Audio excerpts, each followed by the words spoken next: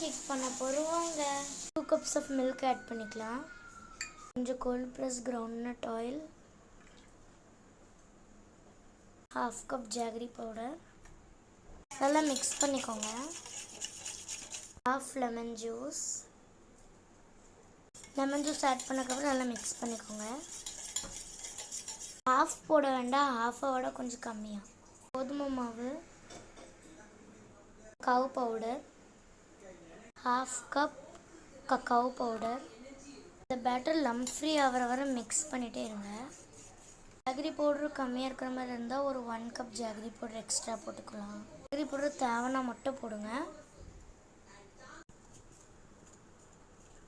கொஞ்சோண்டு baking powder, கொஞ்சம் baking powder,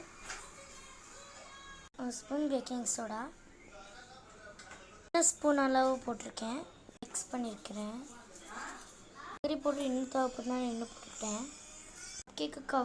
cup cake கவரில் இந்த பேட்டர் ஊற்றிடலாம். டார்க் கம்பவுண்ட் சாக்லேட் சங்க் வச்சிடலாம், 2 பீஸ்.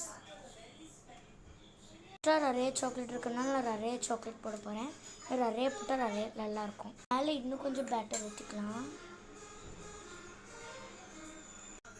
கொஞ்சம் நல்லா தட்டிட்டு அதுக்கப்புறம் உள்ளே வச்சிடலாம். அவனில் வச்சாச்சு. 10 minutes அவனில் பேக் பண்ணிக்கலாம் கேக்கை. 180 டிகிரியில்.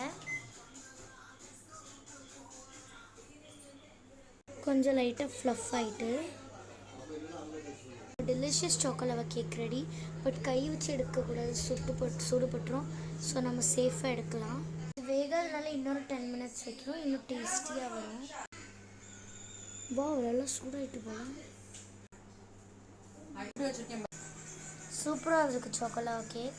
கீழே நியூஸ் பேப்பர் போட்டு நல்லா கூலாக வச்சுருங்க.